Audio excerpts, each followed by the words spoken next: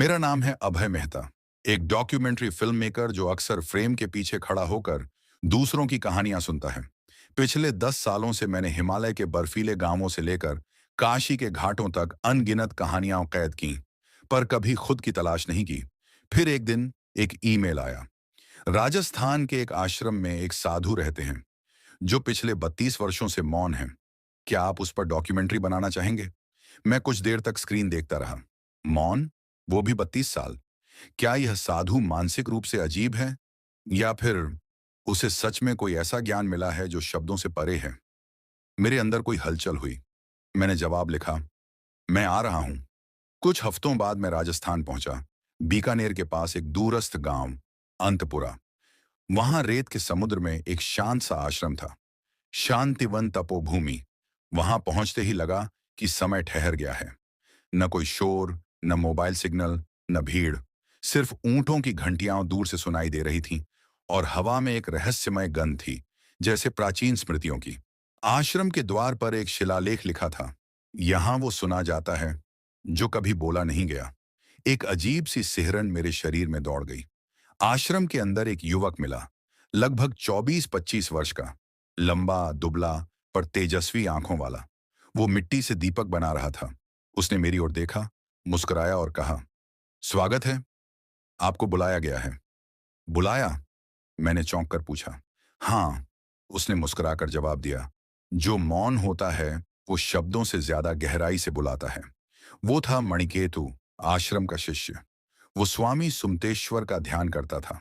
उसने बताया कि स्वामी 32 वर्षों से एक शब्द भी नहीं बोले हैं, और आश्चर्य की बात ये, फिर भी लोग उनके पास जवाबों के लिए आते हैं।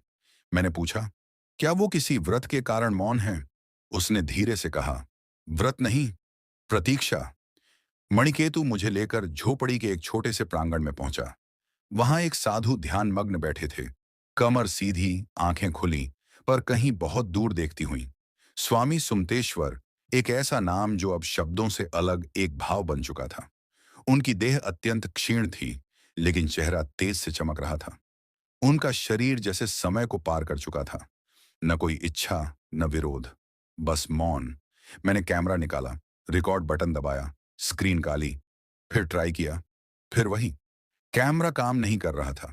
मणिकेतु पास आया, मुस्कुराया और कहा, शब्द और ध्वनि जहां चुप हो जाते हैं, वहां केवल अनुभव बचता है, और अनुभव को कोई कैमरा कैद नहीं कर सकता। अगले 3 दिन तक मैं आश्रम में रहा। स्वामी जी से कोई संवाद नहीं हुआ। फिर भी लगा कि हर रोज कुछ नया जान रहा हूं। मैंने स्वामी के पास बैठना शुरू किया। वे बस देखते, और जैसे ही उनकी दृष्टि मेरी ओर उठती, मुझे ऐसा लगता जैसे कोई मेरे अंदर की परतों को पढ़ रहा हो।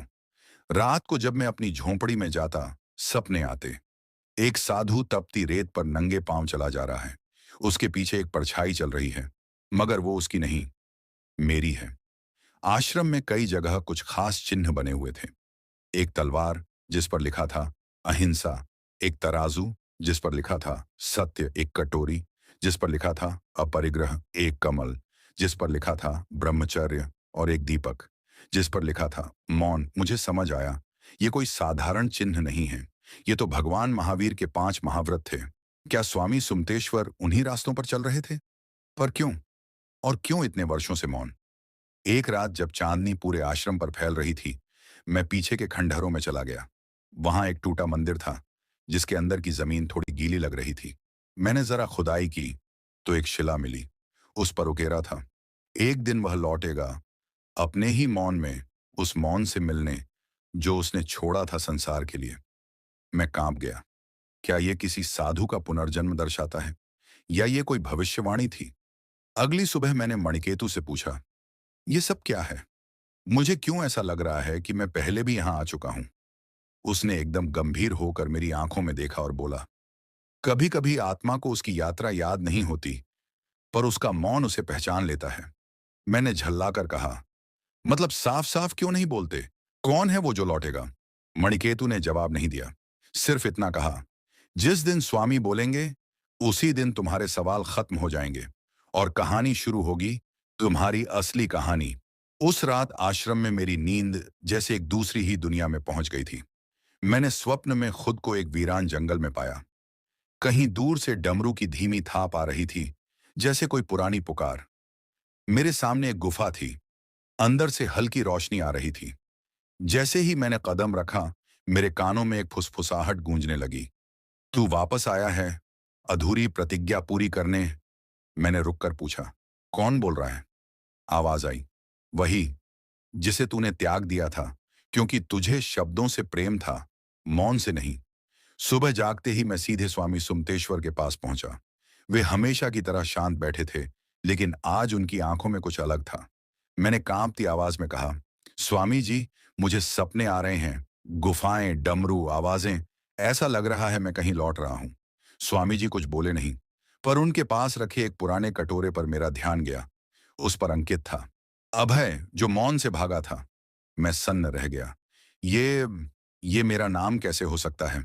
तभी पास बैठे मणिकेतु मुस्कुराए और बोले, क्योंकि तुम हो अभय, और यही तुम्हारा पहला सुराग है। मणिकेतु ने मुझे एक पुरानी पुस्तक थमाई। उसके पहले पृष्ठ पर लिखा था, आर्यभद्र, शिष्य भगवान महावीर का, जिसने 12 वर्षों का मौन तोड़ा और पुनर्जन्म की पीड़ा चुनी। मैंने धीरे से पन्ने पलटे। कहानी थी एक तपस्वी की, जो सन्यास के अंतिम क्षणों में मोह से हार गया। वो मोह, कथा कहती है, उसने अंतिम व्रत तोड़ा था, किसी प्रियजन की मृत्यु पर रोते हुए, और उसी दिन उसके गुरु ने मौन धारण कर लिया, तब तक के लिए, जब तक वह शिष्य फिर से न लौटे। मुझे विश्वास नहीं हुआ। तो स्वामी जी वही गुरु हैं? मणिकेतु बोले, हाँ, और तुम वही शिष्य जो लौट आया है। उस दिन आश्रम में सब कुछ रुका हुआ सा था। मैंने कैमरा चालू किया, लेकिन शायद ये उस पल के लिए नहीं था।